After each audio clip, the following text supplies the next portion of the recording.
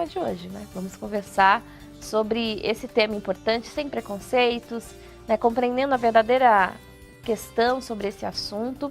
E para conversar com a gente está via internet conectada com a psicóloga clínica Jéssica Alves. Ela fala conosco de Lauro de Freitas, na Bahia.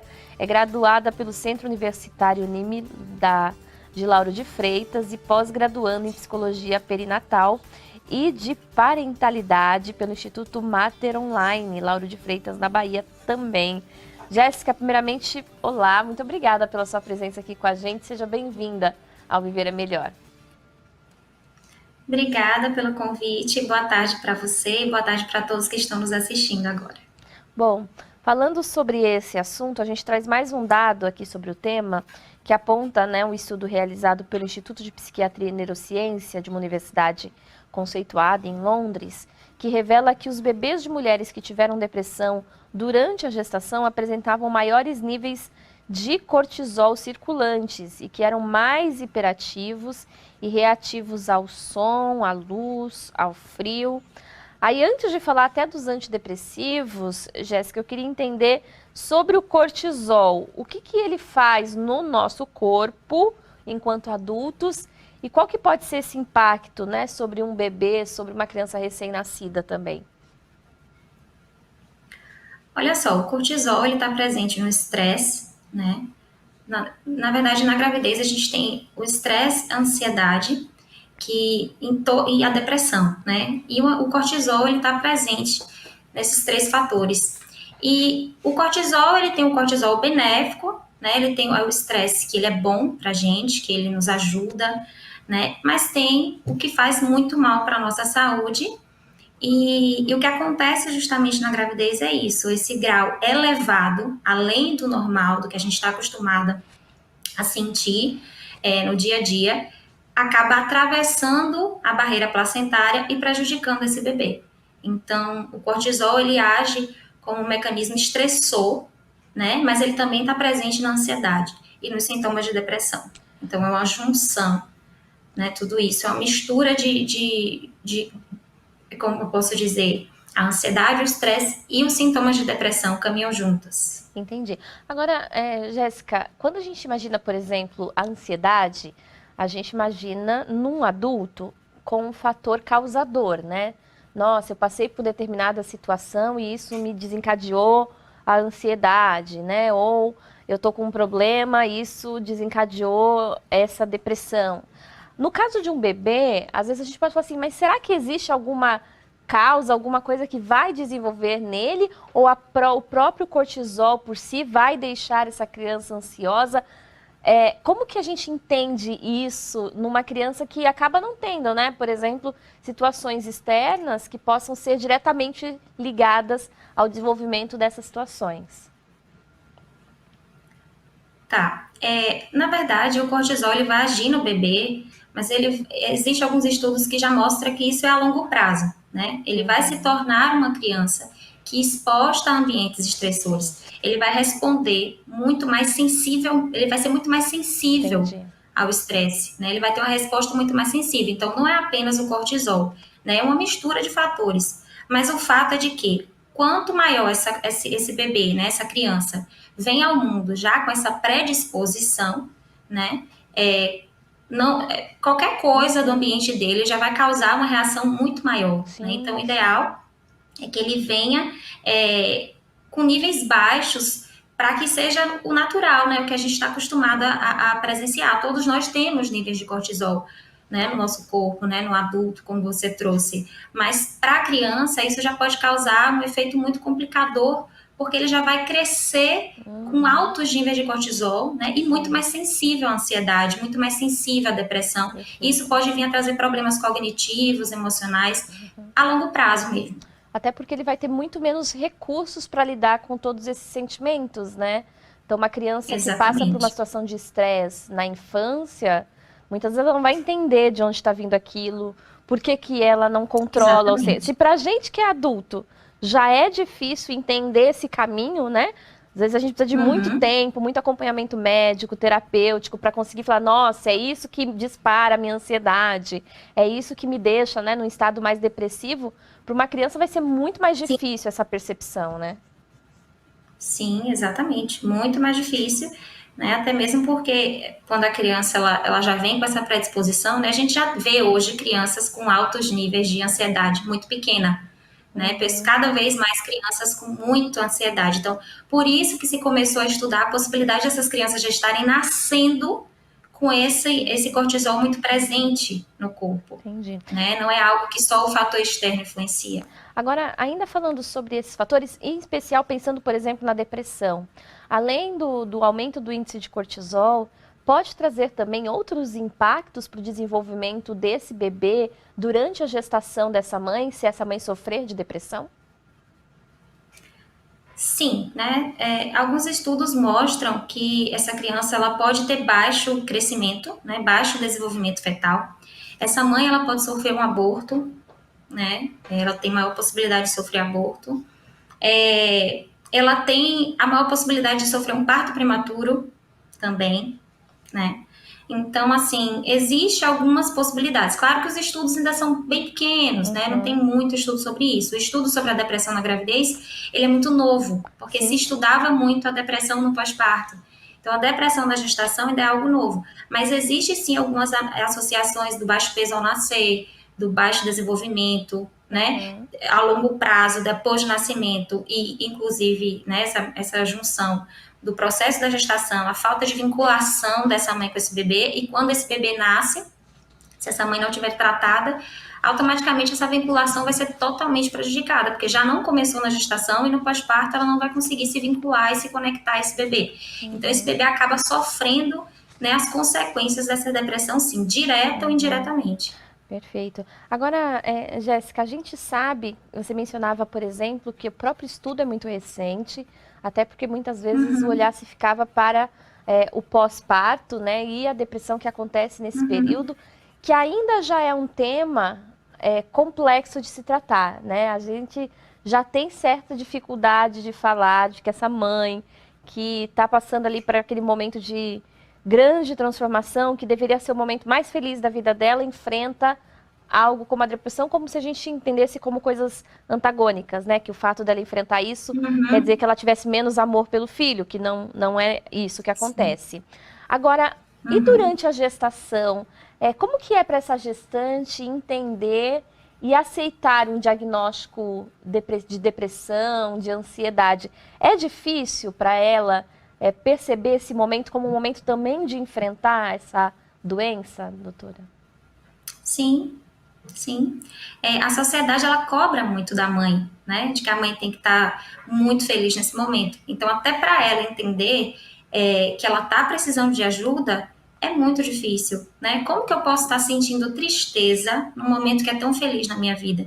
E eu achei muito importante que você trouxe, né? Frisando aí que não é falta de amor pelo filho, Uhum. né? É uma falta de conexão com aquela gestação, porque diversos fatores aí vão influenciar, né? E os hormônios na gestação já é algo que fica muito desorganizado. Então, o emocional, ele acaba se desorganizando junto com esses hormônios. E Uhum. aí, para a mãe entender que está sentindo baixa energia, que não está conseguindo se conectar com esse bebê, que está totalmente desorientada emocionalmente, é muito difícil. E na grande maioria das vezes, as mães que buscam são as mães que já estão no pós-parto. Justamente por isso, ainda é muito baixo o número de mulheres que buscam ajuda na gestação, por não conseguirem aceitar que estão precisando de ajuda. E às vezes esse problema já começou antes, né, do parto. E precisa se haver uma Exatamente. intervenção quanto antes. Você falava da identificação de sintomas, e há muitos sintomas da própria depressão que podem ser também acontecerem por conta da própria gestação, né? Por exemplo, alterações do sono, alterações de humor, questões com relação à alimentação, né? Então, por exemplo, em casos de pessoas que sofrem de Sim. transtornos de ansiedade, a alimentação é muito alterada. Isso também pode dificultar, por exemplo, você perceber, nossa, aqui tem uma coisa acontecendo e eu preciso buscar ajuda? Sim, até mesmo porque na própria gestação ela já causa hipersonia no início, já causa um desânimo, né? Uma falta de energia. Então, justamente por isso que acaba sendo muito negligenciada, porque é muito Uhum. difícil diferenciar, né? O que é doença, realmente, o que é depressão, o que é sintomas de depressão, e o que é da gestação. Então, às vezes, essas Uhum. mulheres elas vão para o médico, né, para o obstetra, e acaba não falando porque acha que aquilo é Normal. normal, ou até fala já trazendo uma normalidade para aquilo. Né? Uhum. Então, realmente, é muito difícil identificar isso, principalmente para quem está dentro da situação, né? Às vezes os familiares ali começam a perceber que tem alguma coisa que não está muito bem, mas para a própria mulher compreender que aquilo não faz parte da gestação, demora um pouquinho. Porque até mesmo os sintomas são muito parecidos com a Uhum. gravidez. E o engraçado, Letícia, é importante frisar que os sintomas de depressão é muito parecido, independente de outro momento da vida. Por exemplo, mesmo a pessoa não estando grávida, os sintomas de depressão ele se mantêm Uhum. muito parecido na gestação. A única diferença é que realmente essa mulher ela não consegue se conectar com a gestação, ela não consegue se vincular a esse filho. Entendi. Doutora, já que a gente mencionou, Jéssica, essas questões que envolvem essa percepção, qual é o momento de buscar ajuda, né? De falar assim, tá, essa conexão tá faltando, esse sentimento tá estranho. Como a gente pode ajudar quem está nos acompanhando a falar assim, nossa, aqui eu preciso acionar um sinal de alerta? Tá muito bom falar sobre isso, porque é muito importante mesmo. E como é muito difícil, o que é que eu posso te dizer? Eu acho que é sempre muito bom buscar ajuda, independente de estar sentindo alguma coisa. Eu acho que até mesmo por informação, né? Hoje existe o pré-natal que a gente chama de pré-natal psicológico, que é uma técnica aí muito boa para informação para essa mãe, né? Que traz informação para essa mãe. Então, Uhum. independente dela estar sentindo a gravidez, já se é esperada, né? Já é esperado na gravidez momentos de ambivalência emocional, que é essa sensação de não sei se eu quero esse filho, mas eu quero esse filho, né? São como você falou, antagônicos, são emoções antagônicas, né? Ao mesmo tempo que eu quero muito, eu não quero. E principalmente se essa gestação aconteceu em momentos da vida que essa mulher não estava planejando ter filhos, estava num momento conjugal complicado, estava numa situação econômica complicada. Então, assim, se já existem fatores na minha vida na qual eu já não estava muito bem e eu percebo que essa gestação vai vir como uma cerejinha para que eu me desestabilize, né? Eu vou buscar ajuda, né? Não que eu já esteja com depressão, não que eu já Uhum. esteja doente, mas vai buscar ajuda para informação, né? Forma Como que eu posso preventiva passar por esse mesmo. período de uma forma mais leve? Exatamente. Exatamente, de forma preventiva, para que ela consiga vivenciar os trimestres da gestação de forma mais leve, o parto, que é um Uhum. momento muito complicado, e vivencia do pós-parto também com mais sabedoria nessa maternidade, com mais funcionalidade. Doutora, a gente mencionou esses fatores que envolvem, às vezes, a situação da vida dessa mulher, que a gente sabe que existem aí muitas questões, né, gente? A gente ainda, enquanto sociedade, não é um lugar acolhedor para mulheres, ainda mais gestantes, mães, né? É só a gente olhar para o mercado de trabalho, essas mães perdem os empregos de forma mais fácil, ganham menos. Tudo isso são fatores que a gente precisa equacionar para que a maternidade possa ser experimentada por essa mulher, não como um peso, Uhum, né, mas como um momento de uhum. crescimento, de desenvolvimento. Mas há casos, doutora, que essa depressão acontece por conta também das expectativas criadas. Por exemplo, há mulheres que têm desafios para fazer, para passar por uma gestação, ou que perderam filhos durante uma gestação anterior. Isso também pode desencadear processos depressivos? Sim, né? O histórico emocional dessa mulher é muito importante, porque dependendo do histórico psiquiátrico que ela tenha, né? Como que ela viveu a vida dela, como que foi esse emocional, a gestação pode ser um fator aí que desencadeie, né, várias Uhum. outras coisas. Mas o fato dela ter passado por uma gestação muito difícil anterior, ou por um parto traumático, né, ou por um aborto, ou a perca neonatal de um filho, isso gera um trauma. Uhum. Então, isso já pode ser um fator de risco para a depressão, sim. Perfeito. Falando sobre o tratamento agora, Jéssica, muita gente fica com receio, fora do contexto de gestação, do momento de que assim, nossa, mas eu vou buscar um tratamento e vou ter que tomar remédio.